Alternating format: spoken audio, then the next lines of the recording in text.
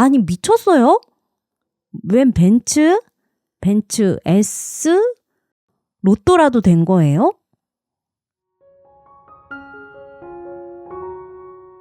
안녕하세요. 당신의 사연 당사입니다. 무더위와 습한 날씨로 짜증나는 요즘, 재미있는 이야기 들으시며 더위를 물리쳐 보시는 것은 어떨까요? 오늘은 30대 남성이 자신의 직업 때문에 무시당하던 자신의 어려움을 이겨내고 사람들에게 도움을 주고 고마움까지 받게 된 이야기를 들려드리려고 합니다. 함께 들어보시죠. 안녕하세요.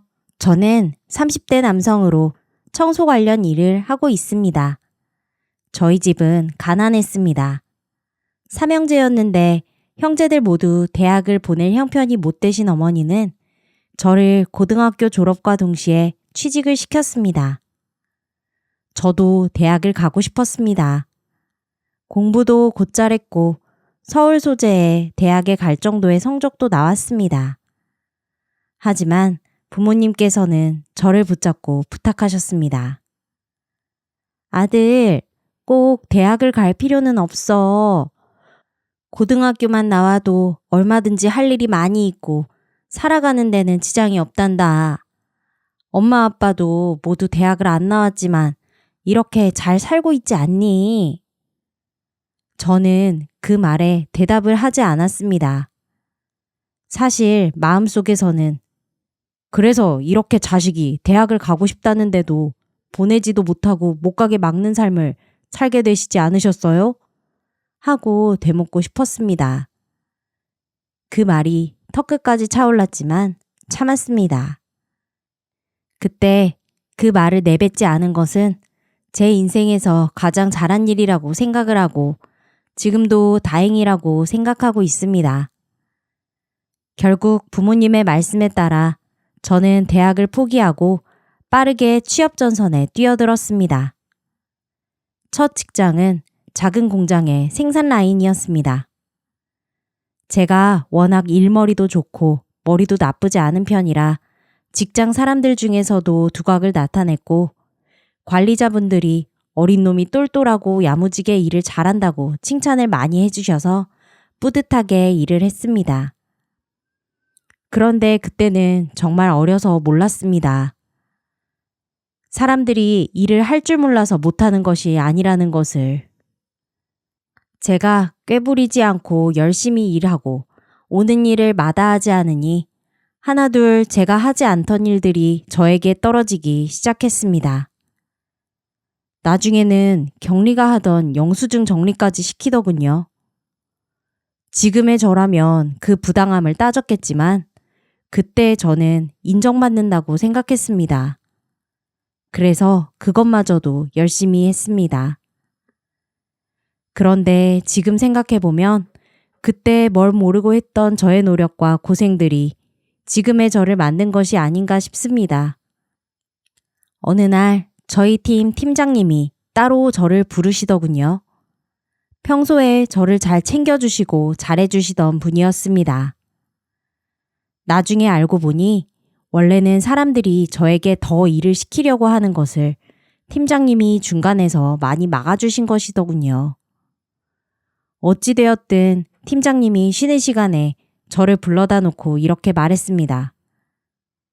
야, 현식아, 너 계속 여기 있으면 기름칠 잘된 부품밖에 안 된다. 내가 보니까 너 아주 부지런하고 성실해. 거기다 머리도 좋아. 여기서 적당히 돈 벌어서 나가서 네 사업 해라. 알겠지? 여기서 잘한다 잘한다 해준다고 계속 눌러앉을 생각 말고 한 살이라도 젊을 때 더 넓은 세상에서 경험도 쌓고 이것저것 부딪혀가면서 살아봐. 알겠냐? 형이 네가 진짜 조카 같고 동생 같아서 말하는 거야. 다른 애들한테는 이런 말도 안 해. 작은 일도 똑바로 못하고 요령만 피우는 놈들한테 이런 말 해봐야 뭐 하겠냐. 팀장님은 이 말을 제 귀에 못이 박히도록 해주셨습니다. 그래서 어느 순간부터 제 마음속에는 그래, 여기 머물지 말고 딱 5천만 모이면 나가서 내 사업을 해보자 라는 결심이 서게 되었습니다. 그리고 거의 돈이 5천 정도 모였을 무렵 저는 회사를 나가기로 결정하고 사직서를 썼습니다. 많은 사람들이 뜯어 말렸습니다.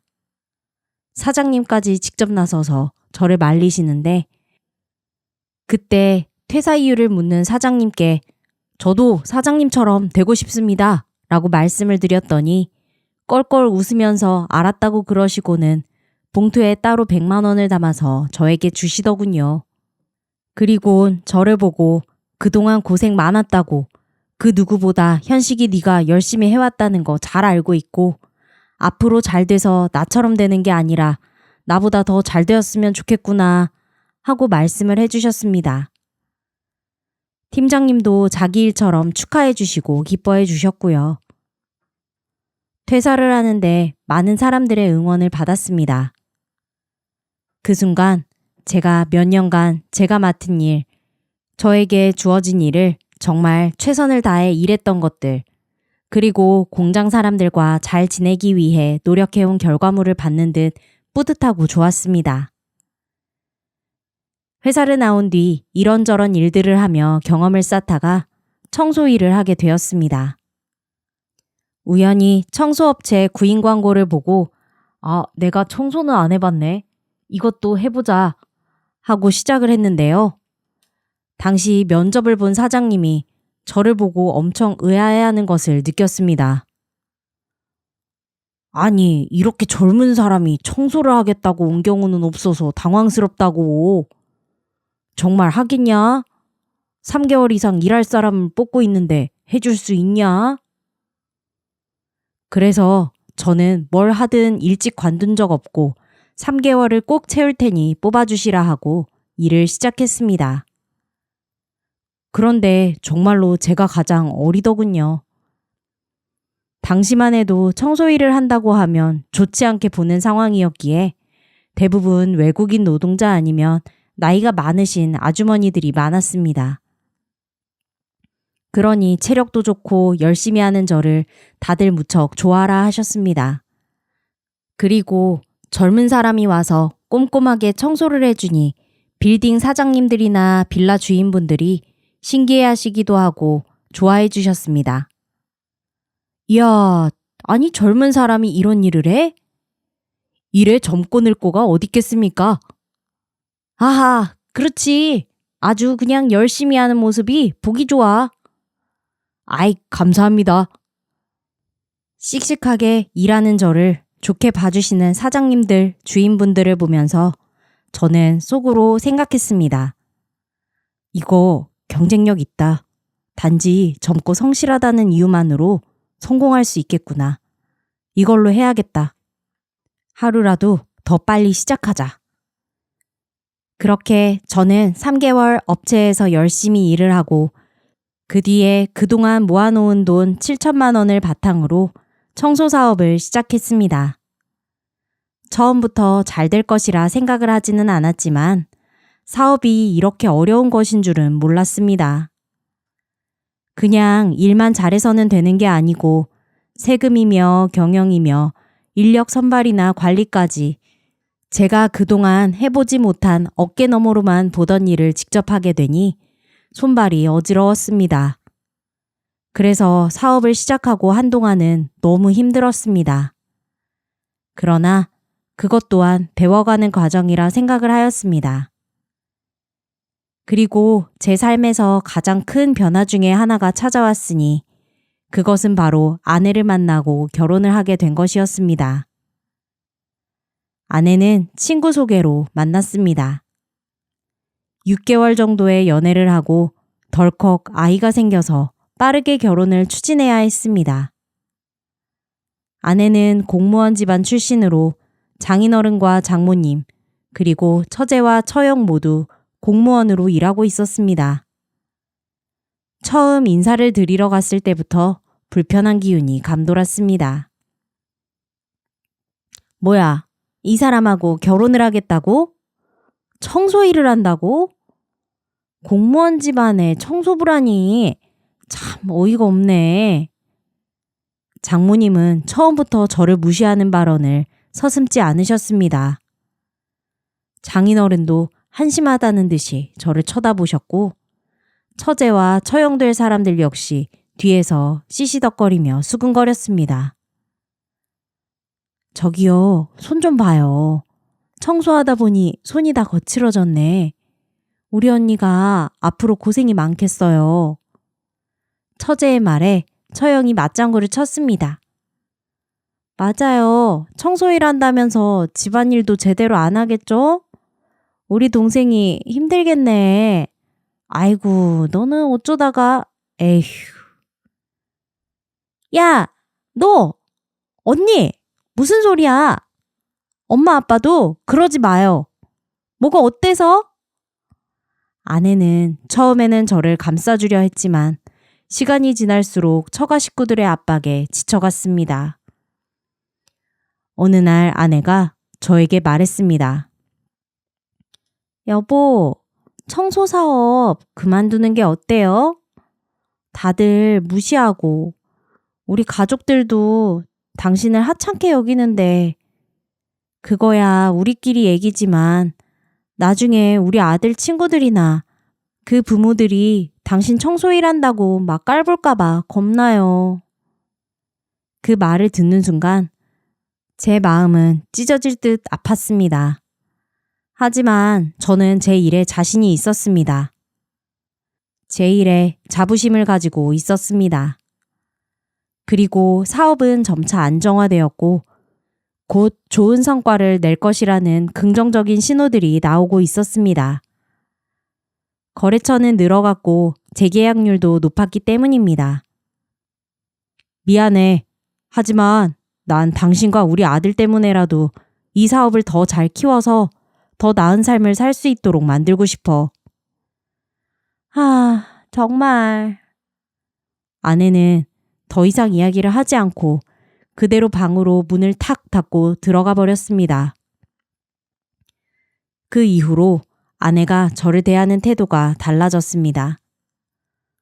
모든 말과 행동이 저를 존중해주지 않는 것처럼 느껴졌습니다. 여보, 나왔어. 아, 그래요? 아니, 아무리 그래도 사람이 들어왔으면 쳐다는 봐야지. 네? 지금 나한테 뭐라고 하는 거예요?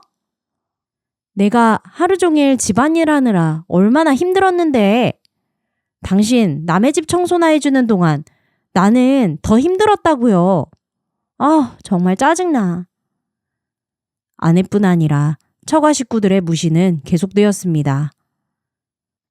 장모님은 쪽팔린다고 공개적으로 저와 함께하는 자리를 피하려고 했고 장인어른은 대놓고 아내에게 이혼을 권유하셨습니다. 아내는 점점 더 저를 무시하고 피했습니다. 하지만 저는 묵묵히 청소 일을 하며 가족을 지켜내기 위해 노력했습니다. 그래, 내가 더 성공해야 한다. 여기서 무너지면 정말로 끝이야. 내가 보란 듯이 성공하고 잘 되고 그럼 되는 거야. 난 해낼 수 있어. 저의 그런 각오가 사업에도 반영이 된 것인지 점차 매출이 오르는 것이 눈에 보였습니다.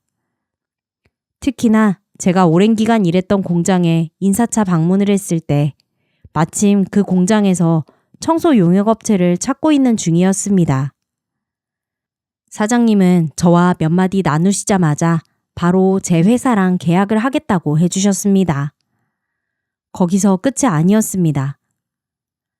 사장님은 근처 공장주들에게 저를 소개해 주셨고 덕분에 인근 공장들의 청소 용역 계약까지 잔뜩 따낼 수 있었습니다. 사장님, 정말 감사합니다. 덕분에 계약을 몇 건을 했는지 모르겠습니다. 현식아, 다른 사람도 아니고 현식이 네가 아는 회사인데 당연한 거 아니겠냐? 네가 그동안 보여준 것이 있는데 내가 너 아니면 누굴 믿고 일을 맡겨? 고맙습니다. 정말 고맙습니다. 집에서는 무시당하고 인정받지 못했지만 밖에서는 그간의 제 노력과 고생들에 대해 인정받고 보상받으며 무너질 듯 위태로운 제 자존감을 지켜낼 수 있었습니다. 저는 더 힘을 낼 수 있었습니다. 그렇게 대규모 공장 계약을 여러 개 체결하면서 매출은 폭발적으로 올랐습니다. 직원들도 늘어나고 회사 규모는 나날이 커져갔습니다. 저는 차를 바꿨습니다. 일부러 보란 듯이 아주 비싼 외제차를 뽑아서 집에 가서 부인에게 보여줬습니다. 아니, 이게 뭐예요? 웬 벤츠? 벤츠 S? 아니, 당신 이게 뭐예요? 뭐긴 뭐야. 이제 우리가 타고 다닐 차지. 아니, 미쳤어요? 우리가 어떻게 이런 차를 타요? 이제 이 정도는 아무것도 아니야. 앞으로 돈 걱정은 하지 말고 우리 아들 시키고 싶은 거 있으면 다 시켜줘. 아니, 이럴 수가. 로또라도 된 거예요? 로또? 아니, 당신이 그렇게 무시하던 내 사업, 그 청소 사업이 잘 돼서 이렇게 된 거지. 아니, 제가 무시한 것은 아니고. 아니었어? 그만두라고 했었잖아. 어떻게 이제라도 그만둬야 되나? 아니에요. 무슨 소리예요. 세상에, 내가 뭔 소리를 했던 거지? 부인은 정말 믿겨 하지 않았지만 그 뒤로도 제가 매달 생활비로 많은 돈을 가져다 주자 그제서야 생각을 바꾸게 되었습니다. 여보, 미안해요. 난 정말 당신이 하는 사업이 이렇게 성공할 거라고는 생각을 못 했어요. 청소라는 게 이게 잘 될 수 있는 사업이라고는. 이해해. 내가 성공할 수 있었던 것도 사람들이 다들 당신처럼 생각해서니까. 네? 다들 그렇게 더럽다고 하찮다고 여기고 하지를 않으니까. 그래서 나는 그 점에서 기회를 발견했고 그 기회를 잡은 거야. 아, 그랬군요. 그동안 정말 미안했어요. 정말.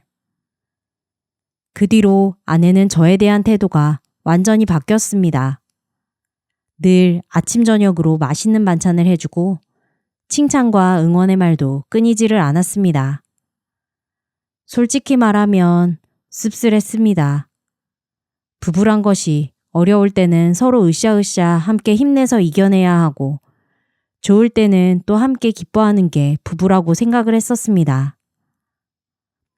그런데 또 한편으로는 입장을 바꿔 생각을 하니 제 아내가 이해가 안 가는 것도 아니었습니다. 정말 제가 아내에게 했던 말 그대로 그때는 많은 사람들이 청소 일을 하찮게 여긴 것이 사실이기 때문입니다. 아내는 그저 그 많은 보통 사람들처럼 생각했을 뿐이었고 남편인 제가 그 하찮은 일을 하는 것을 바라지 않았을 뿐이었습니다. 그렇게 생각하니 마음이 편했습니다. 그러던 중 한동안 연락조차 없었던 처가 식구들에게 다시 연락이 왔습니다. 장인 장모님이 집으로 초대를 하신 것입니다. 웬일이지? 무슨 일 있어? 아내에게 묻자 아내는 꿀먹은 벙어리가 되어 어쩔 줄을 몰라 하고 대답은 제대로 해주지 않았습니다. 그저 가봐요. 가보면 알겠죠. 하고는 다른 말은 없었습니다. 아내와 함께 처가에 갔을 때 어색한 상황이 이어졌습니다. 평소에는 저를 무시하고 벌레 보듯 하던 처가 식구들이 제가 들어가자마자 웬 왕자님이 행사하신 것처럼 저를 대우해주고 반갑게 맞아주었습니다. 저는 무슨 일인가 싶어서 처가 식구들 표정을 잘 살피며 들어가 앉았습니다. 어색한 저녁 식사를 마친 후 드디어 장인어른이 조심스럽게 말을 꺼냈습니다. 우리 사위, 우리 집에 좀 문제가 있어서 말이야. 혹시 좀 도움을 받을 수 없을까? 네? 무슨 소리세요? 장인어른의 이야기를 듣고 보니 처가 집안에 경제적으로 어려운 일이 발생했다는 것이었습니다. 장인어른이 퇴직을 한 후에 이것저것 사업을 하겠다고 일을 벌리셨는데 결국 빚만 잔뜩 지게 되어 생활비 문제로 고생을 하고 있었고 처형도 직장에서 어려움을 겪고 있었습니다. 업무 실수로 인해 소송을 당하게 되었는데 그 소송 비용이며 손해배상 비용이 억대가 나오는 바람에 난감한 상황에 빠져 있던 것이었습니다. 그들이 그동안 저를 무시하던 태도는 온데간데 없어지고 이제는 저에게 도움을 청하는 상황이 된 것이었습니다. 그토록 깔보고 무시하던 저에게요. 저는 도저히 흔쾌히 그리 하겠다고 대답이 나오지는 않았습니다. 그동안의 서름을 천천히 되새기며 말을 꺼냈습니다. 그동안 저를 무시하고 하대하셨던 것들 저는 잊지 않고 있습니다. 다들 기억하시겠죠? 모른다고 하실 수는 없을 거예요. 하지만 그럼에도 말입니다. 우리 가족이니까 가족이라면 가족 구성원이 어떤 상황이든 귀한 일을 하든 하찮은 일을 하든 존중해주고 서로 어려움에 빠지면 최선을 다해 도와야 한다고 제 부모님께 배웠습니다. 그러니 저희 부모님께 배운 대로 우리 가족들, 장인어른 그리고 처형 도와드리겠습니다. 제 말을 들은 처가 식구들은 고개를 숙이며 사과했습니다. 장모님은 눈물을 흘리며 말씀하셨습니다. 정말 미안하네 사위. 우리가 그간 사위를 너무 무시하고 몰아세운 것 같아. 우리가 너무 부끄럽구먼. 장인어른도 고개를 숙이고 저에게 사과하셨습니다. 그래, 그동안 정말 내가 잘못 생각했다. 청소라는 것이 그냥 할 일 없는 사람들이 용돈벌이로 하는 것이라고 생각했는데 완전히 잘못 생각한 것이었구나. 우리가 뭘 몰랐어. 정말 미안하다. 앞으로는 다시는 그렇게 말하고 행동하지 않으마. 처형도 눈물을 흘리며 사과했습니다. 정말 미안해, 제부. 그동안 우리가 너무했어. 이제부터는 그럴 일은 없을 거예요. 정말 미안해요. 면목이 없네요, 정말. 저는 솔직한 마음으로는 처가 식구들에게 조금의 도움도 주고 싶지 않았습니다. 하지만 그렇게 되면 저도 그들과 다를 바 없는 사람이 될 것이라 생각했습니다. 제 부모님에게 저는 늘 가족은 서로 돕고 응원하며 살아가야 한다고 배워왔고 저의 삶은 오직 제 형제와 부모님을 위해 열심히 일하고 살아온 삶이었습니다. 그리고 그 삶을 후회한 적은 없죠. 그래서 제 아내의 가족도 저의 가족이고 그렇다면 똑같이 행동하기로 마음을 단단히 먹었습니다. 그렇게 저는 처가 식구들에게 제가 할 수 있는 지원을 아끼지 않았습니다. 장인 장모님께 생활비를 매달 보내드렸고 처형의 소송 비용과 손해배상 비용을 마련해 주었습니다. 워낙 사업이 해가 갈수록 잘 되어갔기에 별 무리도 없었습니다. 우프게도 덕분에 처가 식구들과 저의 관계는 조금씩 나아지기 시작했습니다. 이제는 저는 더 이상 무시당하지 않고 당당하게 가족을 이끌어가는 가장으로 인정받게 되었습니다. 애초에 진작부터 그래 주었으면 좋았겠지만 말이죠. 그리고 어디서든 청소일도 자랑스러운 직업이며 누구에게도 부끄럽지 않다는 것을 당당히 말할 수 있게 되었습니다. 청소일을 무시하기는커녕 이제는 저보고 제 주변 사람들이 너나 할 것 없이 자기도 하겠다고 일을 가르쳐 달라고 찾아와서 힘든 지경이랍니다. 공무원 박봉이라고 처제는 저에게 자기도 청소 사업을 하고 싶다고 졸라대더군요. 여러분, 어떤 일이든 자부심을 가지고 열심히 해나간다면 결국 그 성과를 거두고 성공하여 인정을 받을 수 있게 될 것입니다. 세상에 하찮은 일은 없습니다. 무슨 일이든 확신이 있다면 자신을 믿고 끝까지 포기하지 마세요. 저처럼 여러분도 그 누구라도 노력만 한다면 자신의 꿈을 이루고 제 자신을 증명할 수 있을 것이라 생각합니다. 모두 힘내시기 바랍니다. 제 이야기를 들어주셔서 정말 감사합니다.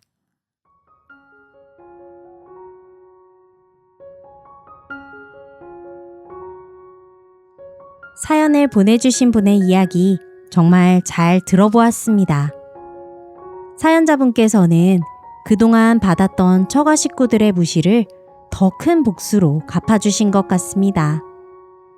직업에 기천이 없다는 말처럼 무슨 일을 하든 세상에는 꼭 필요한 일이고 부끄러운 일은 없습니다.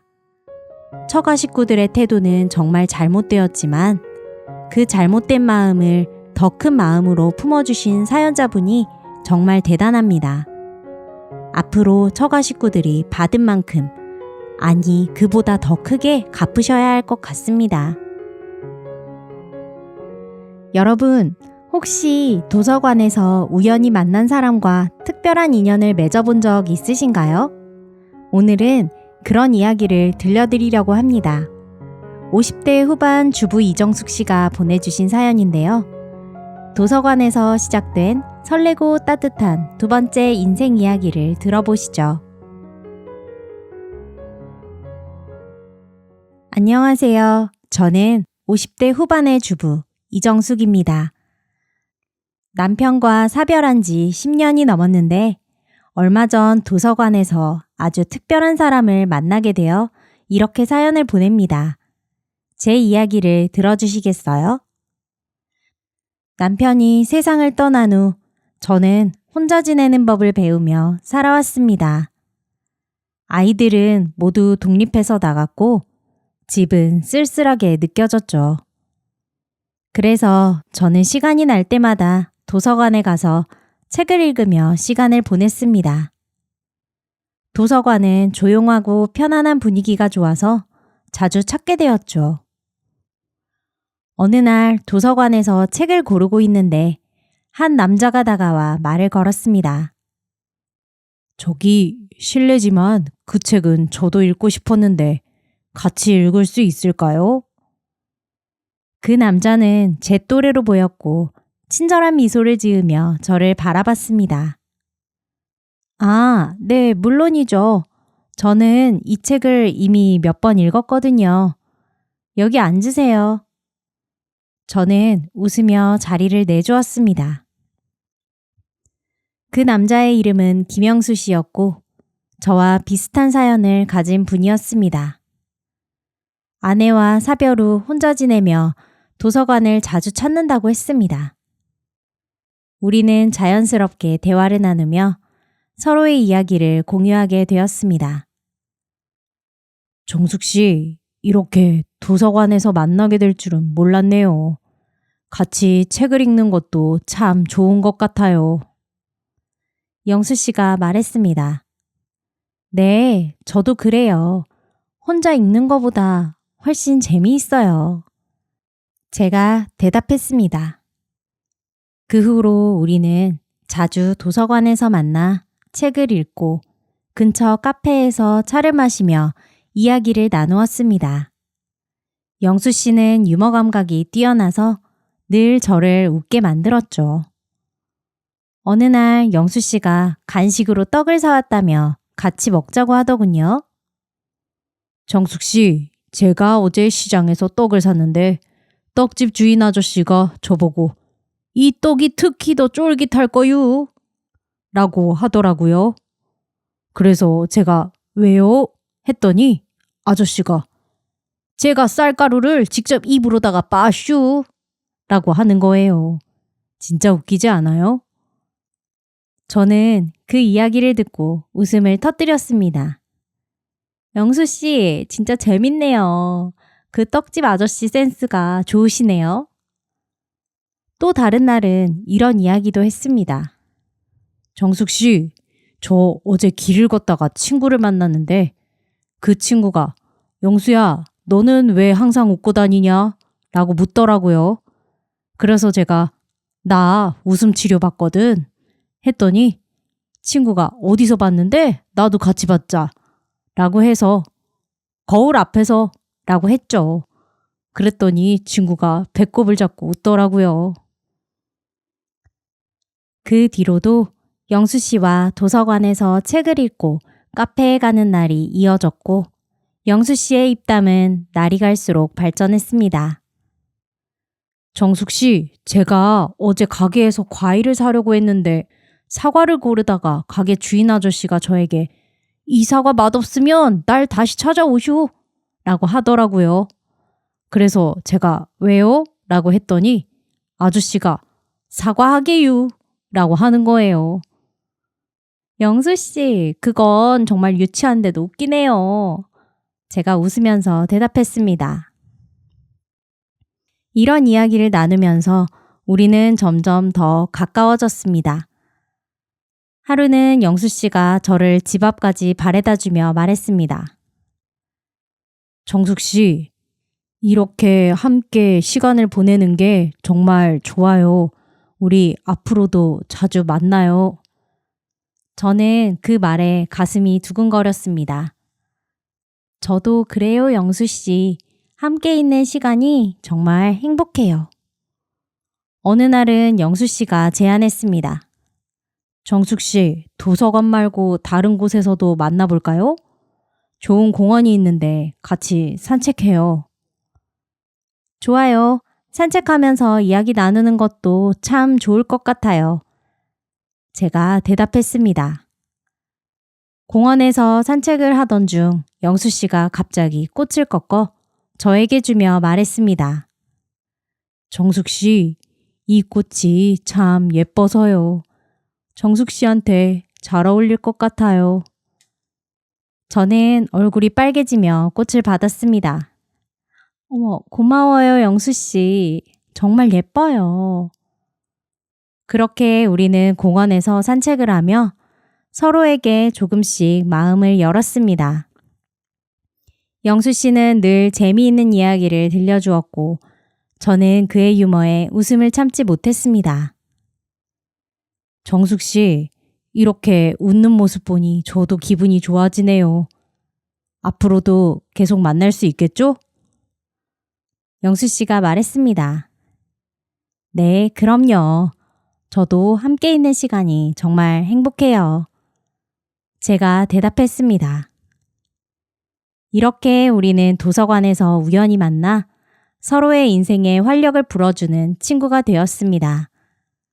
아직은 서로를 알아가는 중이지만 두 번째 인생의 시작이 될 수도 있겠다는 생각이 듭니다. 여러분도 이런 경험이 있으신가요? 혹시 비슷한 상황에서 새로운 인연을 만나신 적이 있다면 여러분의 이야기를 공유해 주세요. 여러분의 소중한 이야기를 듣고 싶습니다.